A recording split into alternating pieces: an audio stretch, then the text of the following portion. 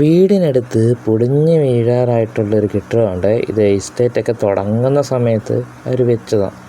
അപ്പോൾ ഇത് മൊത്തം കല്ല് കൊണ്ട് വെച്ചത്. അപ്പോൾ ഞാനതൊന്നുമല്ല പറയാൻ വന്നത്. അപ്പോൾ ഇതിൻ്റെ മുകളിൽ നിൽക്കുന്ന ഈ സാധനം കണ്ടോ, ഇതാണ് ഞൊട്ടാഞൊടിയൻ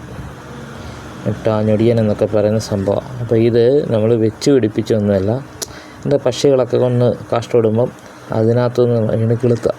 അപ്പോൾ ഇതുണ്ടോ, ഇതാണ് സംഗതി. അപ്പോൾ ഇതിന് നല്ല വിലയാണ് ഇതിനെ കിട്ടുന്നത്.